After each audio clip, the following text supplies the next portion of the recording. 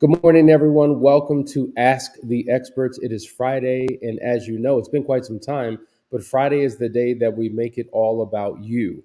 So if you are dating, in a committed courtship, engaged, or married, maybe you're separated, maybe you're on the verge of divorce, you're in some type of crisis or situation, and you're looking for an answer. You've been searching the internet, you've been watching videos, you've been following hashtags and tweets and all types of things trying to get the right advice, trying to get the right information. Well, you landed right here this morning.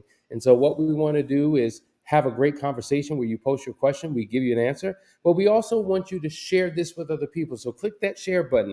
Make sure that you like, share, and subscribe so that we can grow this community. Now, if you are serious about what you want, don't tiptoe, don't tap dance, don't pussyfoot around your situation. Put your question in the chat right now, because if you don't, this will be a very short show.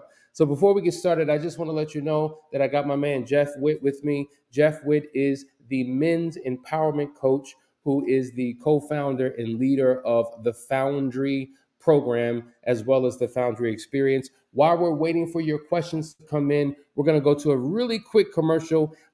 We have the Foundry program, which is a 12-week program. We've been talking about this for the last few days, that really empowers men in a significant way. So if you want to be the man that you are called to be, the husband that you are designed to be, you need to join Foundry. We're going to watch this on the other side. We'll get right into your questions. Stay right there.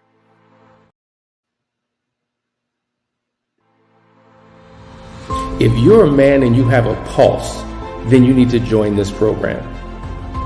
You're a husband, you're a father, you're a leader. You have the weight of the world on your shoulders. You have to be everything for everyone, but do you know who and how to be for you? You're still in search of your own significance. You're in internal battle with your own vices. You're questioning, do I even know what it means to be a man?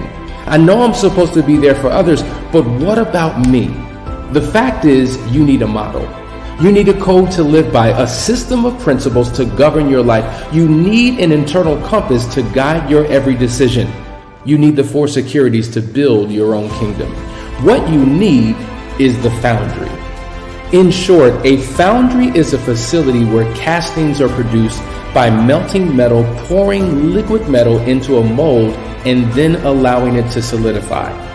Well, this is where we're testing the metal of men. Foundry is a 12-week men's-only coaching program.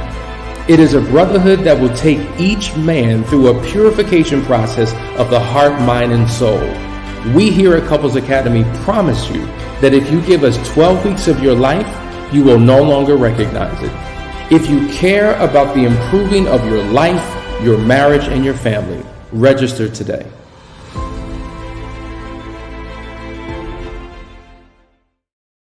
That's right. That's the Foundry experience. So all you need to do is go to the website, couplesacademy.org, and click on Foundry to find out more information or set up a discovery call with us, and we will answer those questions so that significant shifts and changes can begin to take place in your life. All right. We're talking about your questions and giving you answers. Jeff, the number one question you hear from men regarding their relationships in their marriages is what? Wow. So many questions. What would I say would be the most important or the one that stands out mostly in my mind? That's deep. So one of the things I'm always hearing from men regarding marriage, especially if there's been some kind of infidelity or mistrust that's been given, is how do I reestablish the authority I once had? How do I get back? Because there's this place. How do I get back to it, right? So there's always this period of the honeymoon phase when everything goes right.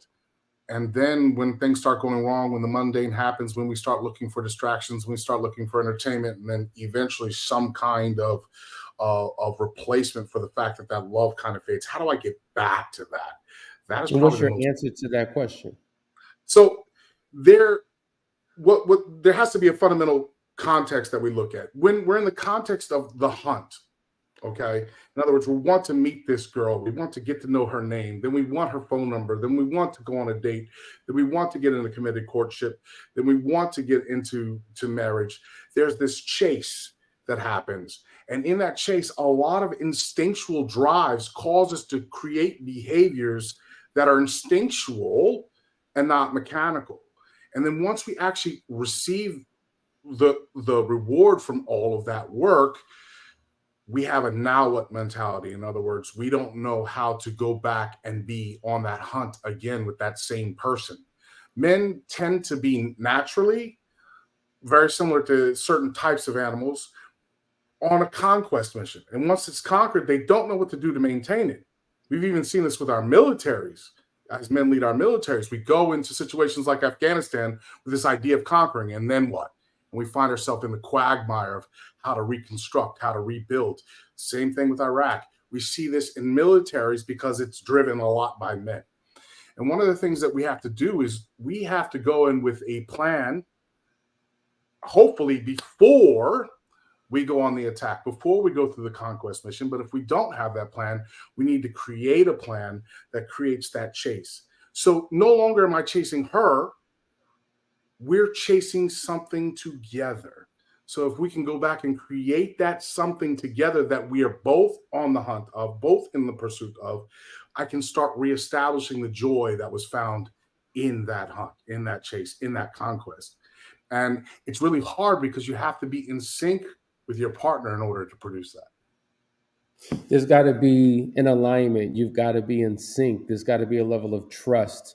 And to your point, when men have fallen from grace and they're trying to get that authority back or that position back or their voice back in their marriage, there's many components, but what you just said is key. There's got to be a plan. So many women are married to men who have no plan, who have no goals, who have no direction, who have no focus, don't know what they're going to do for the future. There's nothing to believe in and hope in, to find security and safety in, because that vision hasn't been articulated from that man. And it's so critically important that men understand who they are and what their ultimate purpose in this earth is and what roles and responsibilities that they have to that wife and to that family. And unfortunately, there's so many men who are leading from the back. There's so many men who are still struggling to figure out who they are. They're still in a search for their own significance. And because of that, they're not taking their rightful place. And that's why there's no trust. That's why there's no support. How can you support someone if you don't know what you're supporting, because the person that you're trying to support hasn't figured out what they're here to do? And so I think, go ahead. Yeah, no, go ahead. One of the things that you say so many times, it's not always the infidelity that actually breaks the marriage. It's a bunch of things that built up to that point, and then this was the line. This was the last straw. And the truth of the matter is that's part of it, is that men have no vision beyond the point of getting married and having children. And they may have a vision, they move immediately to visions around their career, around money, but not for their relationship, not for the relationship with their kids, not relationship with their wife.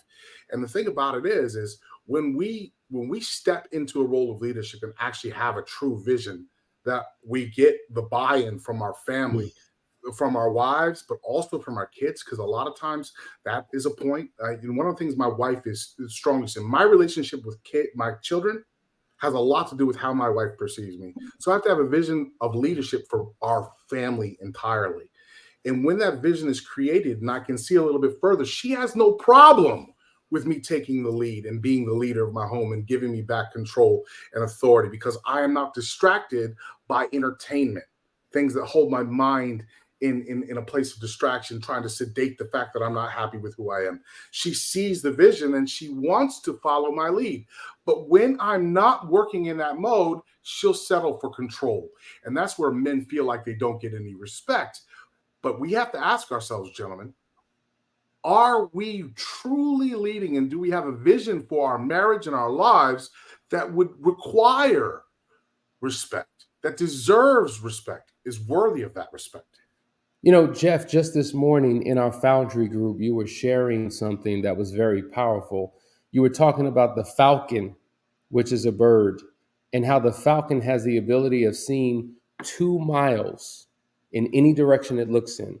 with 2010 vision, you know? And so because of that, they're able to do things that are beyond our comprehension, beyond our ability.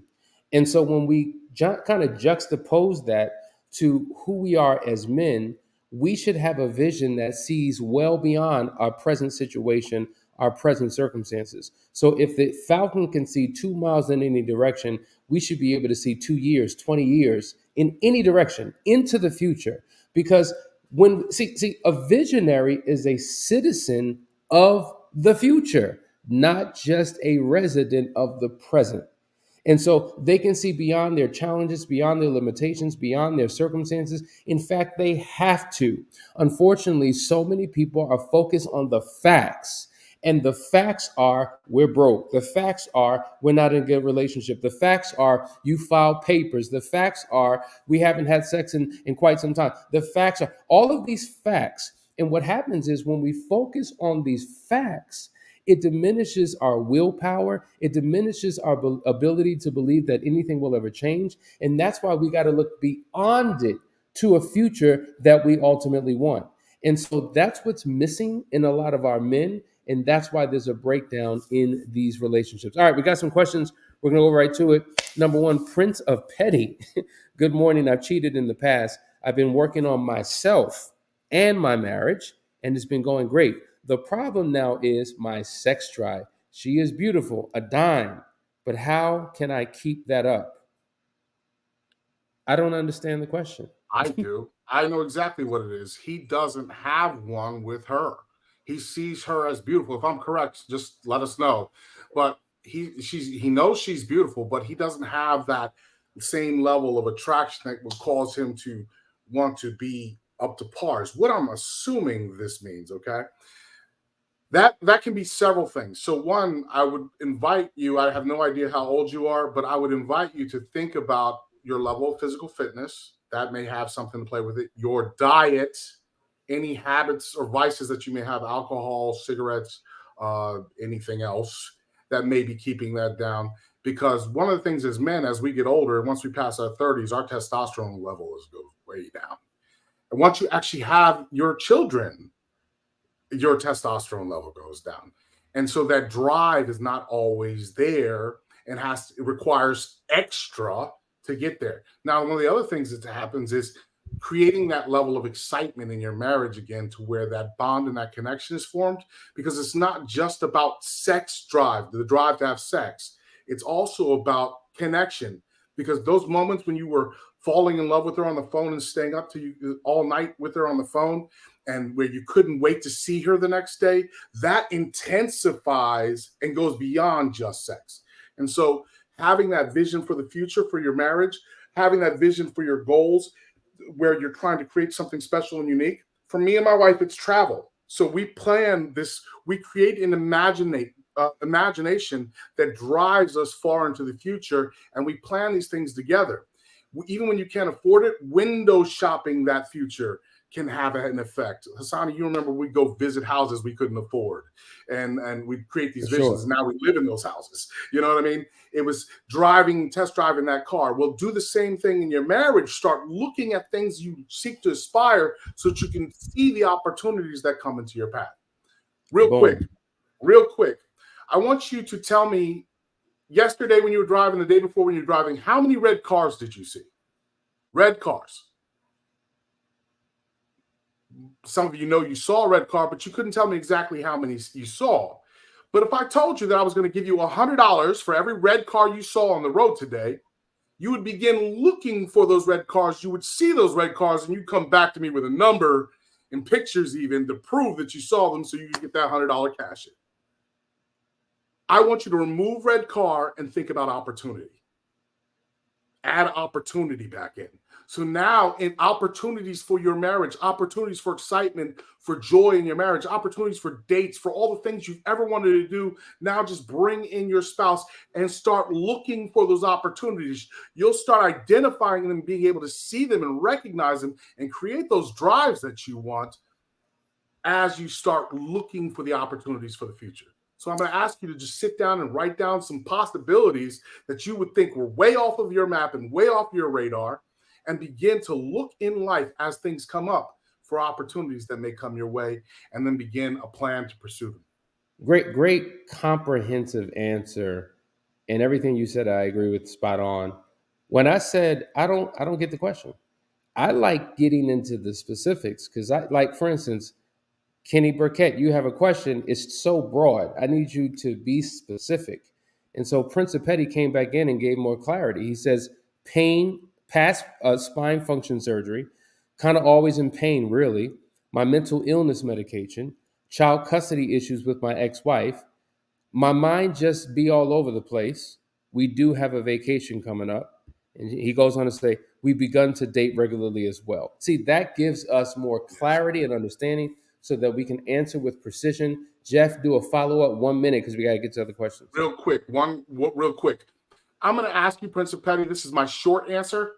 There's a longer answer that comes with Yeah, this. give the short I one. want to ask you to find a physical therapist who does personal training. A doctor of physical therapy who does personal training. The reason why is I've met people with crazy injuries, blown out ACLs, blown out spines, all different kinds of issues with those types of injuries, who's been able to work with physical therapists who also understand physical training. And what you can do is begin to rebuild those things. As far as the mental goes, I would suggest that you get into meditation and different things where you no longer require those medications. A lot of us have mental illnesses, PTSD, etc. We've seen men get beyond that, just even in the Foundry program. So if you get a chance, I would look into the Foundry program, give us a call. We'll do a discovery with you and see if we can help. All right, let's go to the next question. Kenny Burkett, what do you say about worry and doubt within oneself? Yes. Okay, this is Very easy, good question. Kenny, and you know better. Kenny's one of our guys. Here, Kenny, this is real simple. Okay, for you, it's simple. For others, it's going to require deeper. For you, it's feel the fear and do it anyway. Certainty bridge. We have to have form a belief that we want in our lives, something that we want to believe. We have to take action on that belief. This is where we fail, Kenny. We have to take action on that belief in order to call it faith.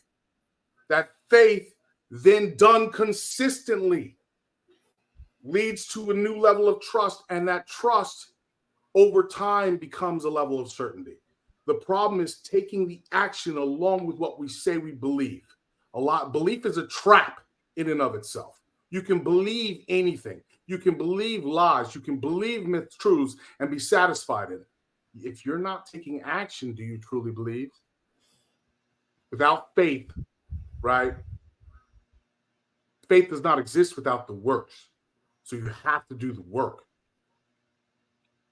So let me just say this because you said something that we constantly say, and that is feel the fear and do it anyway. Now, every human being on the planet struggles with two things: fear and insecurity. We all have it. So, what causes certain people to be successful and other people to not be if we all suffer from the same two things? Well, the people who are not successful, who don't accomplish, they're the ones who are waiting for the fear to go away and for them no longer to feel insecure. And once those things are removed, then I will.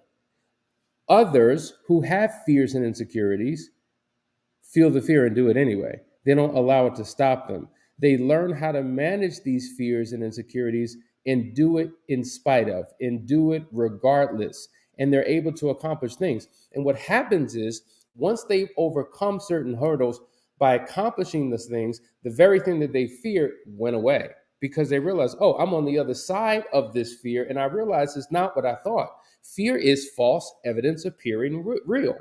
And so many people are in a state of fear, worry, and doubt. And to your point, Kenny, you just said it. All of these feelings and emotions and mindsets exists within. They don't necessarily exist without. It's just like the fear that I have that something is behind that tree. Well, what's behind that tree? Whatever my mind and my heart are telling me is behind that tree. It is my perception of that reality. I have no proof, I have no evidence, but it feels so real because I haven't learned how to properly manage heart and mind. And once you begin to manage this thing, and in spite of the fear, you do it anyway, you realize, wow, I don't have to fear so much. And even when I do, what's waiting for me on the other side is victory and accomplishment. And so, to your point, faith without works is dead. And the more you do, the more it builds up your confidence and competence in that particular area. What's even crazier is it is false evidence appearing real because we learn in Foundry that there's a system called Rule One. A lot of our fear, worry, and doubt is because of ego. And what I mean by ego is two things. It's either I think I'm the best when I'm really insecure, or it's I think everything happens to me and I'm the worst, right? When neither are necessarily true. When you have someone who's already been behind that tree, then all you have to do is know that it can be done and therefore follow those exact steps and figure out the mechanics of what they did. And a lot of our fear, worry, and doubt happens to think, well, it's just me. I can't do that. And the truth of the matter is when you break it down step by step by step, mechanically and understand the process, you can work towards achieving the movements that did that. I just did this. I just did a 36-inch box jump as a 278-pound man at 47 years old who literally could not tie his shoes 2 years ago. And what happened is I worked with a trainer who showed me mechanically what I could no longer do, and we worked towards achieving that. Now my son, who's in high school, has a 40-inch box jump.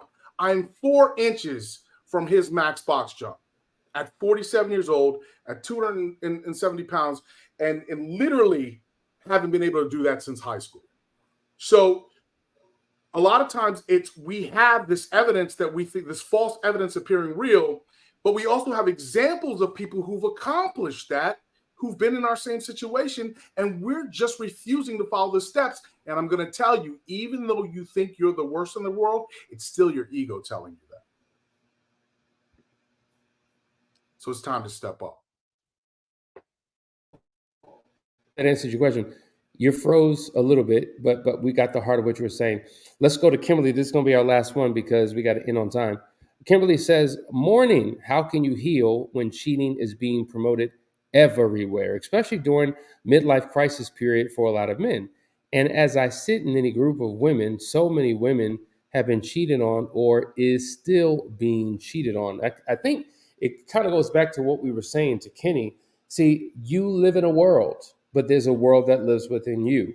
And how you manage the world that lives within you will impact your relationship with the world that you live within.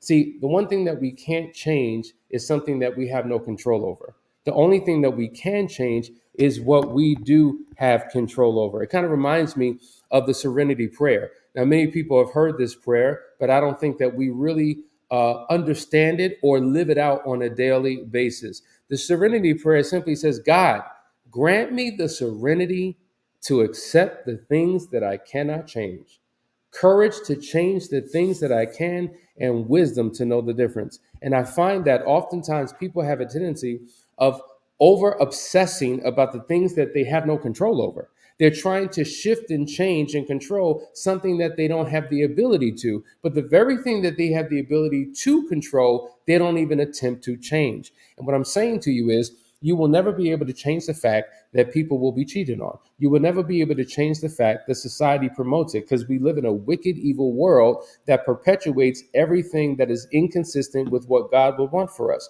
So that's the television, that's the radio, that's our form of entertainment, that's the billboard, those are the books, conversations that you overhear in the workplace, wherever you go. So the question is, do you isolate yourself? Do you become a hermit? Do you live at home? Do you not? Do you live in a closet, or do you learn how to functionally engage in the outside world by properly managing what you do within, living from the inside out, engaging in meditation, working on your thought patterns that govern how you live your life, really unpacking these these beliefs that govern how you function. So there's a lot of work. And what I find is that a lot of times the betrayed spouse, they're doing work, but they're not necessarily doing the right work. And if they're doing the right work, they're not doing it consistently enough. And if they were, it wouldn't even matter what's happening on the outside world, because you've gained mastery of the world within you. Jeff, close this out. I will tell you this really quickly. I know we don't have a lot of time.